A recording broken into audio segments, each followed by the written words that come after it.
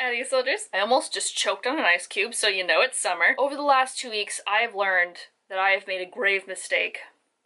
And that is that I signed up for 2 writing intensive classes this summer. You know what? It was my choice, I made my bed, and now I have to write in it. Now, one of the things that Booktok loves above all are spicy books, aka the books with the kissing and the touching and the getting down to business, if you know what I mean. Which has now filtered into YouTube land because all of my booktube recommendations are like best spicy books of 20 whatever. Whenever I post any kind of book list type video recommending stuff, it's almost guaranteed I'm going to get at least one comment saying, but which ones are spicy though? Now look, I like to think I'm a fairly sex positive person. I'm all for sex education, and I don't think having inherently sexual or romantic topics in YA books is inappropriate. I actually think that we need to rethink what our boundaries of YA are and what is considered appropriate. And I've done multiple videos on sex and YA where I talk about kind of age appropriateness, myths that are being spread, and kind of look at the over-sexualization of young adult characters. And be it by age, sexuality, or as personal preference, I know a lot of people don't want to read about spicy stuff, and the majority of YA is very heavily, I'd say, heteronormative, but also heavily romance-focused. The majority of contemporary books happen to be a contemporary romance, and even these heavy sci-fi fantasy books will often have a romantic subplot of some kind. But since I've also noticed an uptick of comments on, can you please recommend books that don't have romance or don't have spice, I thought I would do a video on that today. The books I have here today are not necessarily clean YA. Some of them do have mental health issues, some of them have a lot of violence. We'll also put another caveat here that I personally am maybe not the best person to recommend these kinds of things because I tend to like romantic plots in my books, and a couple of them do have like very, very tiny romantic subplots that have no spice whatsoever, and they are LGBTQIA+ friendly because queer people should not be considered inappropriate. So without further ado, let's talk about a list of books that have no spice whatsoever. They are the garlic of the spice world. They are the onion powder of the spice world. Still delicious, but not spicy. These are in no particular order, but the one that I decided to start with is actually one that has the most romance in it, if it can even be called that, and that is the absolute classic, wonderful dystopian that is Uglies by Scott Westerfeld. This is in a dystopian world where when you turn 16, you get to have an operation that makes you a pretty, and our main character Tally is a few weeks away from her 16th birthday when her good friend Shay decides to run off and join a rebellion called the Smoke, and Tally is recruited by the city police force called the Specials to go after her and expose the rebellion. I recommend this book to everybody, really, that I can, because it has great commentary on our own environment, on the future environment, on how we look at keeping things around for a long time. It has commentary on beauty and beauty standards, inner beauty, outer beauty, what makes somebody beautiful to somebody else. And the majority of this book is friendship based. It's about Tally and Shay coming together and then leaving each other, and broken bonds and friendship and trust. But it's also this fast-paced, high-tech dystopian that I love, and I've loved it for years. And honestly, I'm still mad that we don't have hoverboards. Where is my hoverboard? I was promised one, Scott Westerfeld, but pay up. This next book is also very classic, one that I've loved for a very long time, and that is Elsewhere by Gabrielle Zevin. This is about a teenager named Liz who wakes up on a cruise ship after she dies. And it turns out that when you die, you go to a place called Elsewhere, where you age backwards until you're a baby, and then you get sent down the river of rebirth, and you are reborn as a new person. Of course, when she realizes she's dead, she has this big internal crisis, and she's trying to find a way back to the world of the living. There's a special place that you can go and peer in on the world of the living, and she's trying to interact with the world that she left behind. But she also ends up meeting her grandmother, who now looks about 30, and they have this whole other kind of relationship, and she gets to meet people that she has never met before. Oh, there is a little bit of romance in here now that I just realized. It's not that much. It's fine. It's onion powder. And it's this really fast, lovely, heartfelt book about a girl who just wants to, you know, belong somewhere, and like kind of learning to let go and learning to move on and healing. And it's just really nice. This book's like it's just a nice hug of a book. If you don't consider the death part, I'm sorry. It's always hard to sell a book where the main character is dead. I apologize. Whoop, and it's like a week later. In the time between filming this video and editing this video, it's been a couple of days, and I wanted to mention something in here, because I just finished it the last night before I'm gonna be uploading this, and I want to give it a spot of honor. It deserves it. I do make a point later in this video about high fantasy, and I think I say it better then, so I'm going to let past Rachel explain that to you. And in the meantime, I want to give another high fantasy recommendation, because I just finished Realmbreaker by Victoria Aveyard. First of all, great book.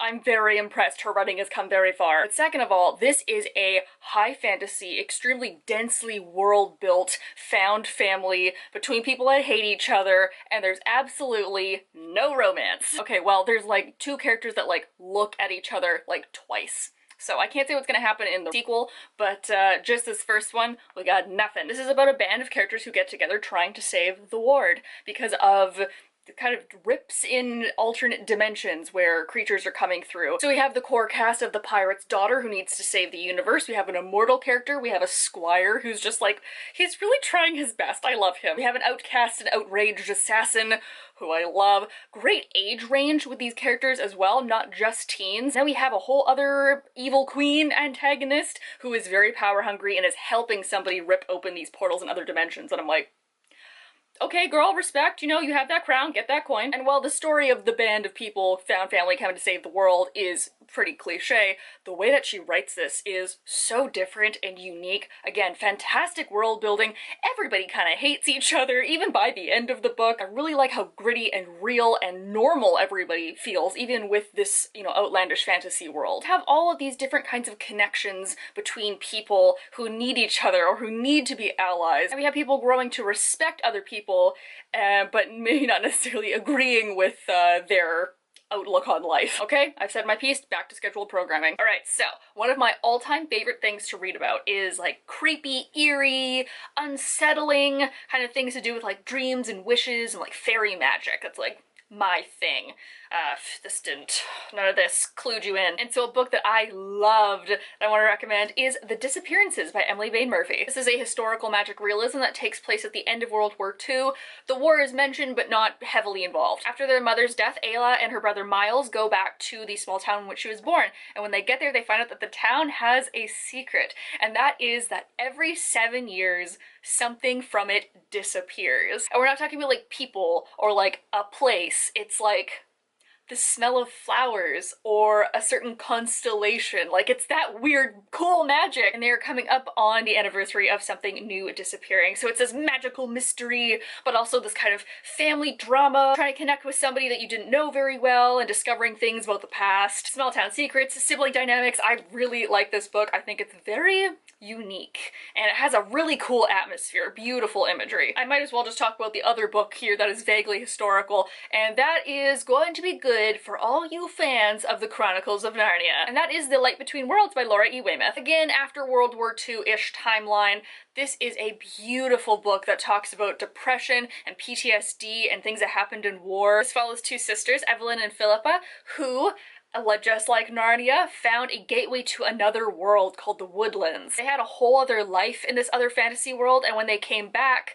to their own, they had to face what they had left behind so many years ago. Philippa's the older sister. She just wants to forget it ever happened, treat it like a dream, move on, you know, set up a life for herself in the here and now. Whereas Evelyn, the younger sister, all she wants to do is go back to the Woodlands. Then when Evelyn goes missing, Philippa has to start wondering if she's ever going to see her sister again, if she actually did go missing, or if she did find a door back to her magical fairyland. And my camera overheated. Part of course. Alright, where was I? It's so lovely. It's all about loss and healing and sibling relationships and family and like learning to move on from things, but also keeping things that like you love close to you, but also like allowing people to grow and change. Beware, if you read this, you're gonna feel things. So here's another thing. When I was curating this list, I felt like a lot of books that don't have romance often don't have anything else that's considered inappropriate. So again, very like clean, fluffy, neutral kinds of books. Not that those books are bad, but there's not necessarily what I would like to read. And I feel like you can get a great story of something that has action and violence but not romance. Or I could say something that like, oh, I really want to read a book that is heavily influenced by mental health issues and maybe queer issues, but I don't want it to have kissing. I feel like you can have those things. It doesn't necessarily have to be purely devoid of anything slightly controversial. And that is why I'm going to recommend this next book,